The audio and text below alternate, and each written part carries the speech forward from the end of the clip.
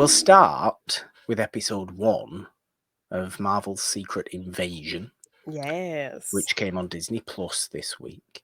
Wednesday, I think it's airing on Yeah. Wednesdays, so that's nice, isn't it? Yes. Not a Sunday show totally Not a screwing us. Sunday. It's always nice. It's come under flack for having an artificial intelligence intro, which I Yes. actually hate. And I use the term hate very meaningfully this time because it is here's another revolting bit of disgracefulness how you can do that. Yeah, I and mean, especially in how this climate of people of creatives fearing for their jobs, creatives fighting for, the value of what they do and what they bring to the world of TV and movies. And then you're going to do something like that, which just feels like, you're the richest, one of the richest corporations, and you can't pay somebody to create this for you. Like, pay it like you've done with everything else. yeah. Pay a team of people to create your intro. Yeah. Why have it be generated? And then they again, want to it's a be movement into just yes. disgusting territory. And then when they are asked any more I think I've seen some things where when they were asked a little bit more detail about it, they just they didn't address it at all. So obviously, if you're kind of afraid to address it, that there's something wrong with doing something like this. If you were so proud of it, then you would be out here talking about it or defending it or something. But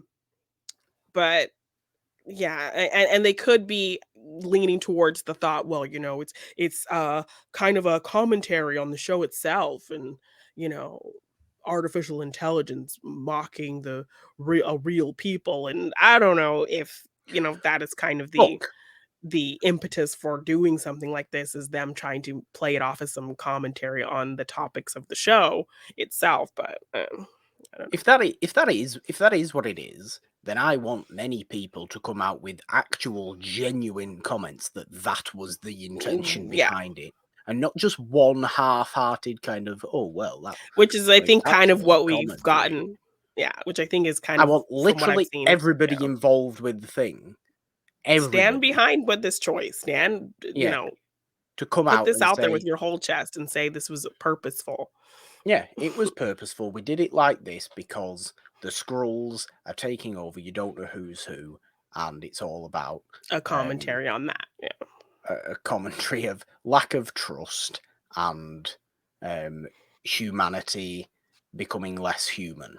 So Yeah. we thought we'd be interested about it and have robots make our intro rather than human beings. To which we can all then turn around and say, "Do you know what? Okay, that's kind of Credit to you for interesting. All going there, right. for Yeah. for going that extra mile." But at this point, it looks lazy and it Yeah. looks horrible, And it looks like a and we cash, like you're can't be trying to save having money this and cut happen corners. again. We Yeah. can't be keeping having this sort of stuff happen, because if it happens now, something else does it, and then something else does it, Yeah. and then we really start to worry. Yeah. Then we need to really start to worry. I don't want to focus too much on that aspect of it, because I actually was quite into this opening episode. I don't Yeah. I think it mean, necessarily flies off the screen, no, but it's a little slow in the middle, kind of getting into, leading up to our finale of the episode. But I think that's kind of what a first episode does. You're really setting up these yeah, stakes and the characters. We're catching up with Nick Fury and what he's tasked to do now that he's back. Why is he back and all of that. So, I suppose setting we up should these new say we'll we'll be. I suppose we should say we'll be bringing up spoiling. spoilers Yes, in this particular spoilers. conversation. Yes.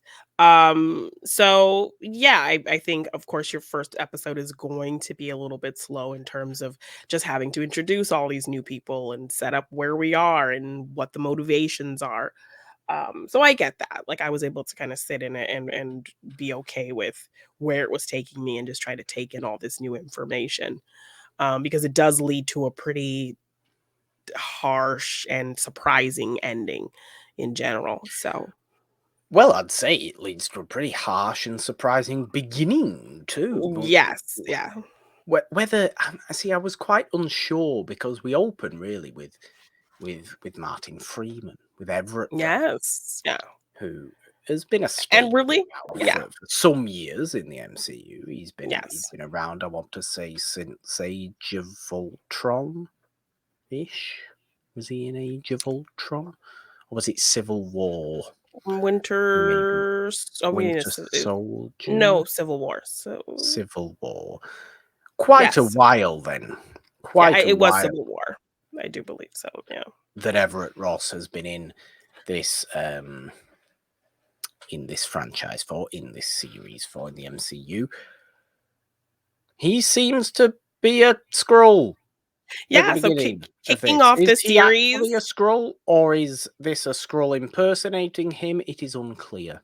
Yes. So kick off a character that we have known and a familiar face as a scroll right off the bat really sets up what we're dealing with in terms of who can we trust. Yeah, So I think that was kind of a smart opening for sure. especially given what we have known Everett Ross to do in, say, the Black Panther movies, Yeah. when he's been such an aid to the Wakandans Yeah. in both movies, to having seemingly have been a Skrull rebel Yeah. this entire time is quite a surprising way to open this series. But what I got from this first episode is an awful lot of this idea of mistrust, this idea of confusion for all these characters. Yeah. This idea of the Skrull invasion, the secret invasion of the title, Yeah. goes so much deeper than most people think it goes. Yeah. And Talos, who's back, Ben Mendelsohn from Captain Mhm. Marvel, he's obviously our good Skrull who, is on the side of humans and wants peace and all this kind of good Yeah. stuff. And okay, we like this. I've always been a little bit like, Ben Can Mendelsohn, we trust him really? and his Can we evil trust looking face? Ben Mendelsohn, typical villain person Yeah. that he is? Oh, are you sure? Seems so. Seems so. I Yeah. mean, that's what Talos was in Captain Marvel. Yeah. He was seemingly a villain Skrull who turned out to actually be quite pleasant. So maybe I'm actually unfairly judging Mr. Ben Maybe it's a Mendelsohn little here. bit. Yeah. He can actually play nice people as well. Yeah. But he is kind of our indication into just how intense the, I suppose, Skrull insurgents Yeah. are going to be and can be and have been, because it's, you are really unsure now as to who is who Yeah. because of the shape-shifting nature of the Skrulls. Anybody could be anybody, which is why I think the opening of this episode is so good, because it shows us a familiar character, but not obviously a major character, but a very familiar Yeah, but one. a familiar face, and it's somebody we know to be a good guy. Yeah. Yeah, so it definitely will throw you kind of off kilter, like, okay, now really unsure what to believe, who to believe. And because it's treated as this kind of spy show as well, Yeah. everything's obviously full of secrets, everything's full of kind of little intelligence operations and things Yeah. like this. But the most interesting thing about it really is seeing the, I think, change in Nick Fury. I mean, it's brought up so many times in this opening episode. Oh, the blip changed you, Fury. Yeah. You've never been the same since the blip. He, of course, was dusted, as I Yeah. like to say. Mhm. Yeah, away for 5 years thanks to Thanos and his little Yes, clicky dusted before fingers. he could drop his F-bomb. He was, which I thought was very unfortunate, Yeah. and somehow led to Chris Pratt being the MCU's first F-bomb, Yeah. which I'm sure Sam Jackson was really Really upset upset by. about, yeah. A man known for his profanity, Yes. and rightfully so. But he does come across as, I don't want to say past it, but he comes across as lax almost in Yeah. this first episode. Like he has been away in that kind of space station, either Yeah. chilling out or Mhm. setting something up or Saber or whatever he was whatever. supposed to be Yeah. doing for a long time, that he has maybe forgotten the intensity of his former job. You know, Yeah, how his difficult it can be, and intelligence yes, job. and the You know that. trials that do come along with this job. Yeah. Yeah, and the Which speed and the necessity to yeah. do everything so precisely that it doesn't go well for him in this episode, and he gets on the wrong side of things. He is playing the game steps behind everybody else, Yeah. really, which is, like I said, it's strange to see. Because he was always somebody that was so ahead of everybody else, that knew more than everybody else, even Yeah. when you maybe thought he didn't. He And always I seemed think the filmmaker talks about him showing up without an eye patch, which kind of just speaks to, I think Samuel Jackson said when he has the eye patch, that is Nick Fury at his strongest. So seeing him without it is showing a sense of vulnerability in the character. So, Yeah. yeah. I mean, let's not forget he was scratched by a cat. Although it wasn't a cat, Flurkin. it was whatever A stupid name. flurkin, right? A flurkin, yes, I think.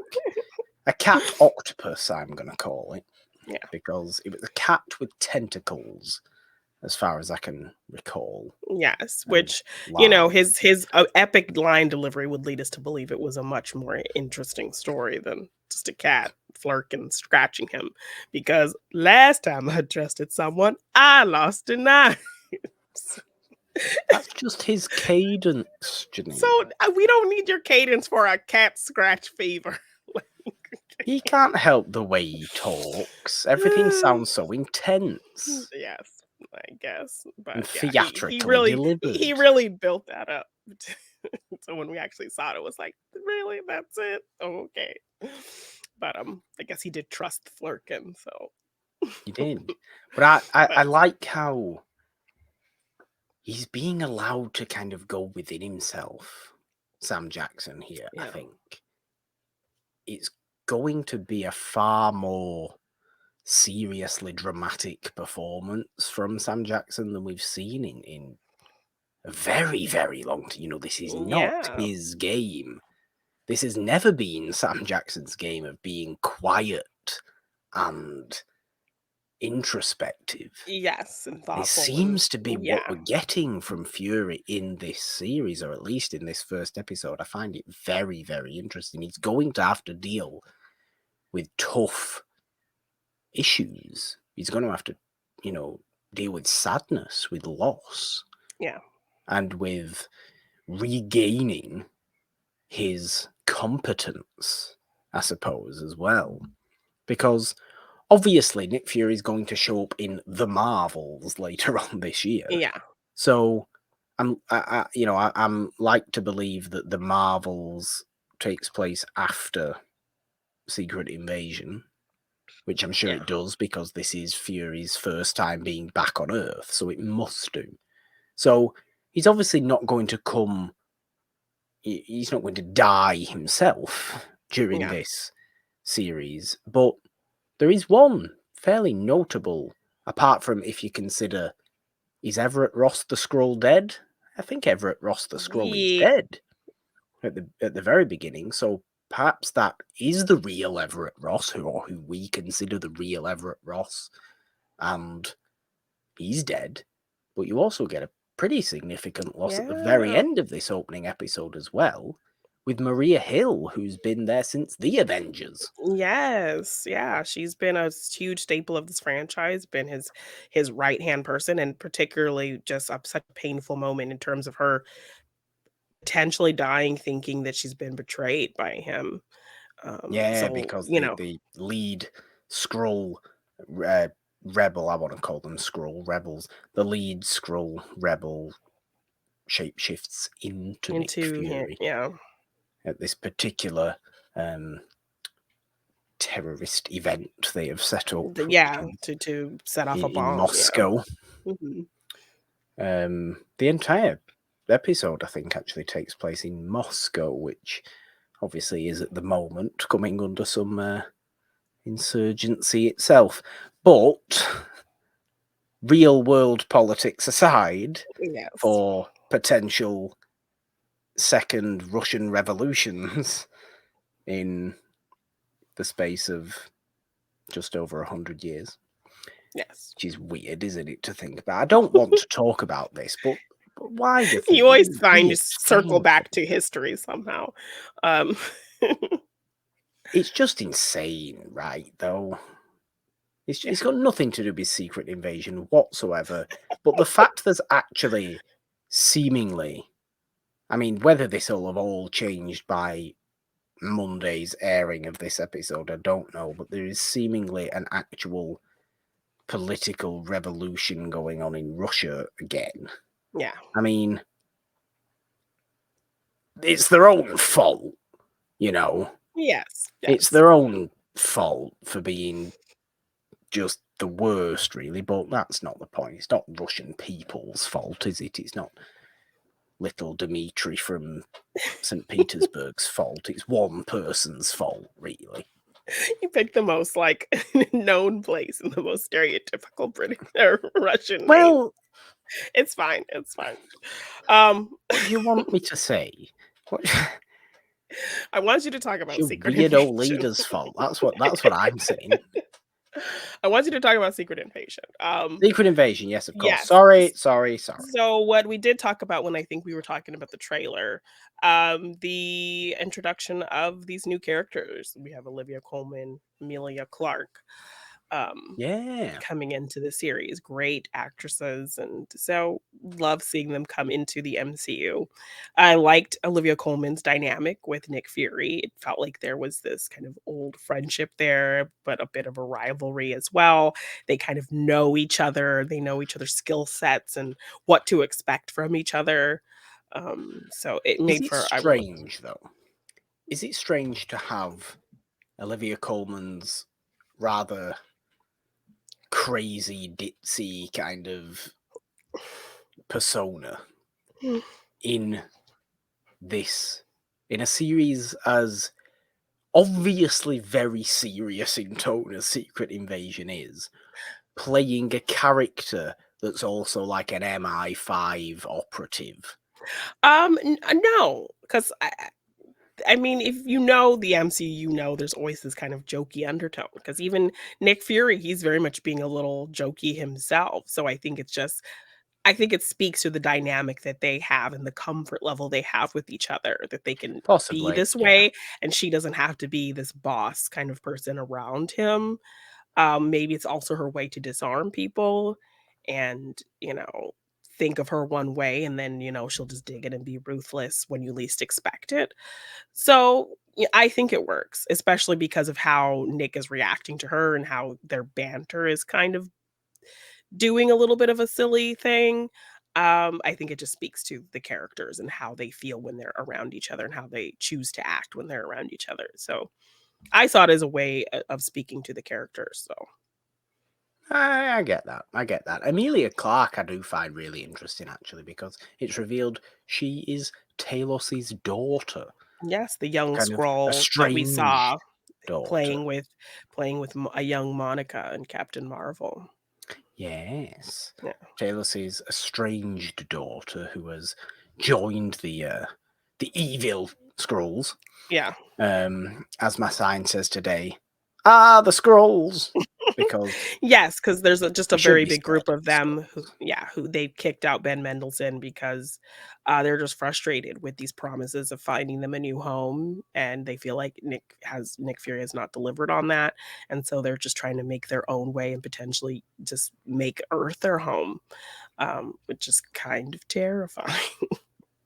It is, but at the end of the day, the Skrulls are still refugees. Yeah. Yes, okay, some of them are being now a little bit extreme about it, Yeah. but they have, people have gone back on their promises they made to them. You Yeah. can't disagree with them on that front. True. I just think perhaps Talos is a little bit more patient and a little bit more understanding And a of little bit more trusting of Nick and a the little bit more promises that trusting Nick of made. Fury, Yeah. yeah. But it has been 30 years Well, and I do like their and they friendship as still well. haven't got anywhere. Yes, but I do like their friendship as well, and that there's that trust is still there. Like, when they first see each other, they kind of put their heads together, which is seemingly like a scroll kind of connection, handshake type, Yeah, show of love type thing. So I liked that that was there um, between the two of them still after all this time. yeah. It's I was into this. It doesn't, like I said, it doesn't fly off the screen, Yeah, but I think it sets up a real quietly intense, intriguing situation that I think is going to have big ramifications for the world of the MCU, yeah, really. And given that we seem to get two fairly major character deaths, not major A-list character deaths, but certainly C-list staple, character deaths, staple staple character, character death. regular Yeah, character yes, deaths. really, memorable ally character deaths. Yeah, which is something I think the MCU has come under fire for not doing, Yeah, often enough.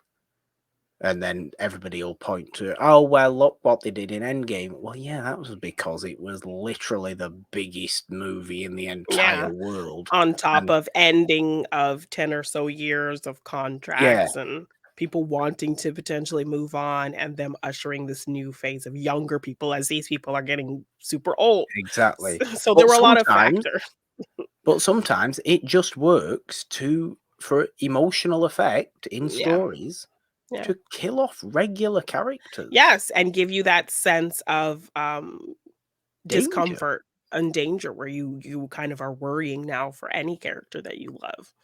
Yeah, So, you really are. So I yeah. definitely got that from it. I enjoyed that first episode. Yeah, I think it laid Super everything out enjoyed really it. well. I think it introduced the new characters and their dynamics really well. We got a really gut punch ending, so I think it's gives us something really interesting to expect going forward.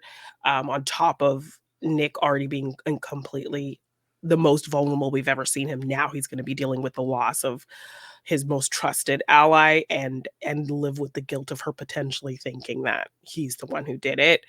So, to have to try to focus on everything he has to focus on top of, now an emotional loss. Um, Yeah. I'm curious to see how that's gonna play. I like that Rhodey's in here, he's gonna get some stuff to do, so and Yes. probably build up his movie and all of that, so And President Dylan McDermott Mulroney, mm, who yes. is here as well. Yes. So yeah, I think it was a good setup to where we're going and who we're dealing with and what's going on. So Yeah, not the most, fast-paced episode, but definitely a solid first episode, solid build and introduction to things. I think so. I think Yeah. so. Well, let's get into it.